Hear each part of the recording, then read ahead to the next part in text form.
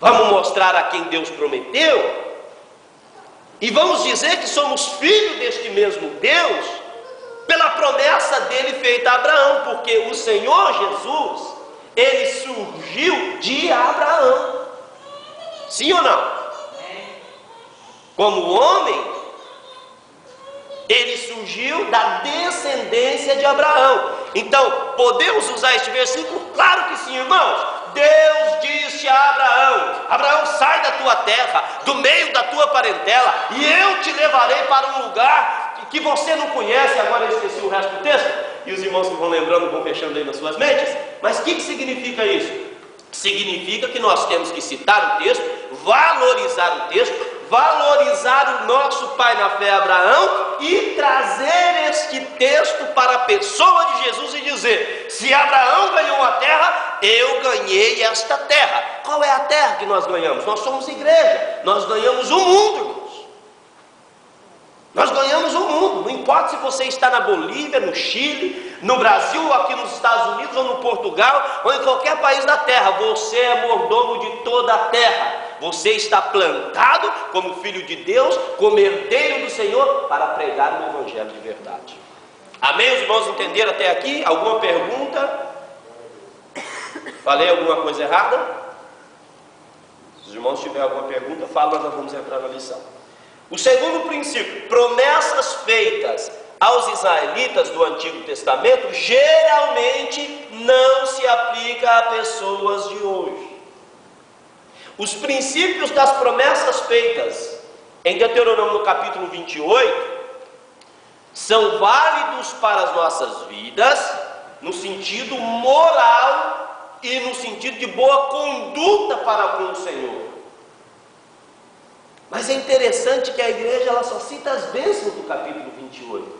Mas eu não sei se os irmãos lembram que ali no capítulo 28 também, né, Marcos? Nós estudamos aqui esses dias, não sei se você estava, eu estava para Flórida, estava de férias para Flórida. Enfim, nós estudamos aqui, estava trabalhando, né?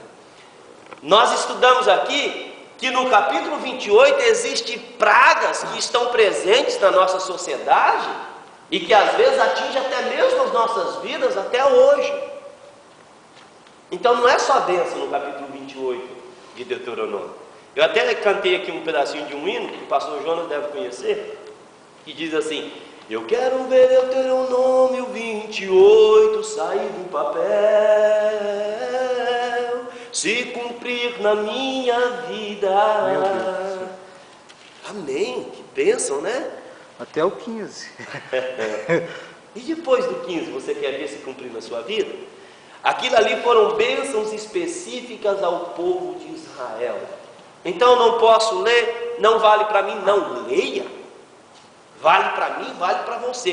Desde que nós venhamos a contextualizar o texto e entender que aquelas bênçãos foram específicas ao povo de Israel, porque Deus também ali aplicou uma justiça de maldição.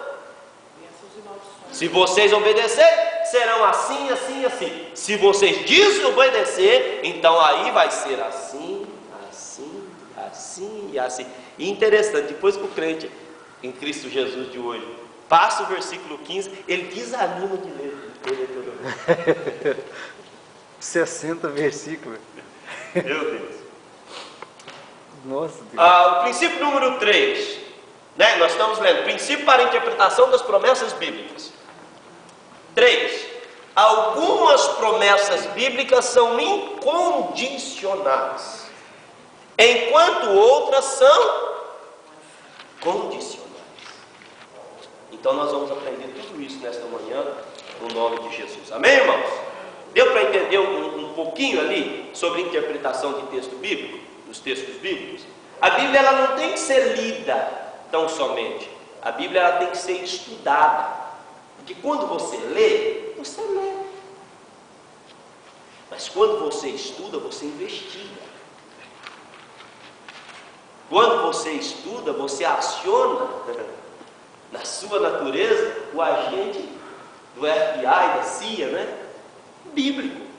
E você então passa a examinar as Escrituras. A Bíblia diz, como é que é aquele versículo? sobre examinar as Escrituras, eu esqueci agora. Examinai as Escrituras, porque julgais ter nela a vida eterna. Isso, João 5,9, né? 5:39. 5,39. Examinais as Escrituras, porque cuidais ter nelas palavras de vida eterna. Se você só ler, você não vai entender essas palavras de vida eterna. Se você examinar, se você investigar, se você parar um tempo, você vai ver essas bênçãos. Amém? A introdução no nome de Jesus. Glória a Deus. Assim eu quero contar com os irmãos com as Bíblias abertas. Então eu vou citar aqui os versículos, porque nós vamos ler. Eu quero que a gente venha ler os versículos que estão aqui, porque tem versículos que não estão escritos na lição, só está dando referência. Então é importante a gente ler. Então os irmãos me ajudem, tá? Mantém a Bíblia aberta e a revista também. E vamos entrar na introdução. Cláudio, queria só fazer um comentário. Essa revista ela veio um pouco diferente das outras, porque as outras revistas elas vinham com a ideia já pronta do versículo. E eu tenho notado que nessa revista ela está assim. Se a gente não ler a Bíblia, você não vai compreender o que ela está querendo dizer. Justamente. Então, quando nós estivermos estudando a revista em casa, leia os versículos que ela está indicando, porque ela não está fazendo igual às outras. Esse comentarista ele está puxando mais o crente para ler a Bíblia. Os outros comentaristas eles estavam já entregando só para engolir, já tudo prontinho. Aí, nessa revista eles estão dando os ingredientes, a gente tem que fazer a comida. É verdade. E uma outra coisa, irmãos, que é importante. Senão nós não vamos entender a lição estudando em casa. Uma outra coisa que é importante é a gente estudar a lição em casa. Quando você estuda a lição em casa e vem para a igreja, a sua aula é outra. Agora, quando você deixa para ler a lição aqui na igreja, a sua aula também é outra. Não é? Com menos investigação, né, irmão? Meu irmão tem uma cara de delegado de polícia, né? Não só a cara, mas o tamanho. Apesar da simpatia, ele tem um tamanho meio, né? Graças a Deus, o Senhor fez o homem grande. Amém. A introdução, então. Todo mundo com a revista aberta, amém? Neste domingo, veremos que Deus deseja conceder bênçãos ainda maiores aos seus filhos. Há bênçãos pessoais, nacionais e universais. Em primeiro lugar, estudaremos as bênçãos prometidas por Deus especificamente a Israel, e depois as que ele destinou à sua igreja. Isto aplica em analisarmos as promessas divinas do Antigo Testamento em seus devidos contextos.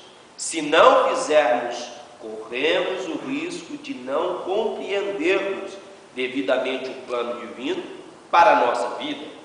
Por consequente, há que se distinguir as esferas da atuação divina em cada uma das alianças. Nesta missão, procuraremos mostrar, diz o comentarista, através da Bíblia, o que foi prometido a Israel e o que cabe à Igreja de Cristo. Então, cabe bênçãos para nós? Sim ou não? Sim. Coube bênção e cabe bênção a Israel? Sim ou não? Sim. Sim. Coube e cabe bênçãos à nação de Israel? Como nação? Cabe. Mas cabe bênção à igreja também. E o interessante é que nós já estamos vivendo estas bênçãos em nossas vidas e muitas vezes nós não paramos para perceber isso. Sabe por quê? Porque a gente quer transformar bênçãos espirituais em bênçãos materiais. Nós queremos então trazer, nós estamos assim na visão, deixa o profeta está bem lá. Nós estamos na visão do ter, e o Senhor quer que tenhamos a visão do ser. Temos que ser homens e mulheres espirituais. Se vamos ter, amém. Se não teremos, amém. Por quê? Porque a minha vida espiritual não pode estar condicionada ao que eu tenho, mas tem que estar condicionada ao que eu sou.